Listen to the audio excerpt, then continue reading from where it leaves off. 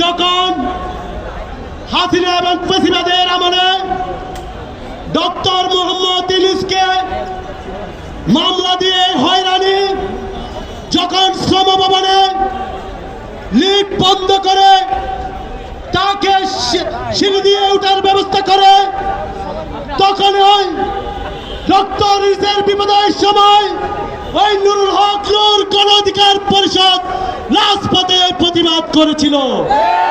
আমাদের হয়তো মনে আছে হেফাজতের ইসলামের 2013 সালের হাসিনা কর্তৃক যারা শহীদ হয়েছিল তাদের রিপোর্ট প্রকাশ করায় বর্তমান উপদেষ্টা আদিলুর রহমানকে যখন জেলে পাঠিয়েছিল, তার মুক্তির দাবিতে এই গণ অধিকার পরিষদ রাজপথে আন্দোলন গড়ে তুলেছিল।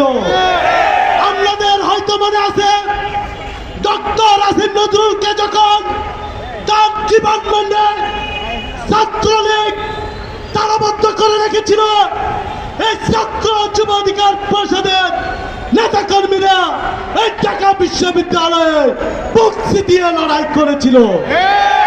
যখন 2024 সালের আগে আল্লামা মামুনুল হক জেলে ছিল, এই নুরুল হক নূরে রাজপথে প্রতিবাদ জারি করেছিল।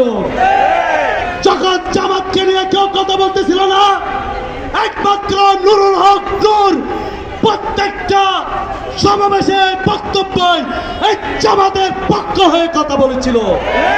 আজকে যখন নুরুল হক নূর এই রাজপথে ন্যায্য কথা বলতে গিয়ে হামলার শিকার হয়, তখন এই সরকার তদন্ত কমিটি করে 1 সপ্তাহ পরে। এটা আমাদের জন্য চরম লজ্জা। যেখানে হামলার ভিডিও আছে, যেখানে স্পষ্ট ফুটেজ আছে, যেখানে সকল তথ্য প্রমাণ আছে, সেখানে তদন্ত করতে 30 কার্য দিবসের দরকার কি? যদি সরকার নিন্দা জানায়, সরকারের প্রধান উপদেষ্টা নিন্দা জানায়, তাহলে বিচারটা করবে কে? তাহলে আমরা কি ধরে নিব ওই সেনাবাহিনী আরেকটা সরকার? সরকারের উপর কি আরেকটা সরকার আছে? আমরা নুরুল হক নূরের বিচার না হওয়া পর্যন্ত রাজপথ ছাড়ব না এবং জাতীয় পার্টিকে অনতিবিলম্বে তার নিবন্ধন বাতিল করে কার্যক্রম নিষিদ্ধ করতে হবে। জুলাই গণঅভ্যুত্থানে যারা আওয়ামী লীগের দূষণ ছিল, 14 দল সহ জিএম কাদের, মজবুর হক সুন্নু, তাদের বিরুদ্ধে মামলা আছে, তাদেরকে গ্রেপ্তার করে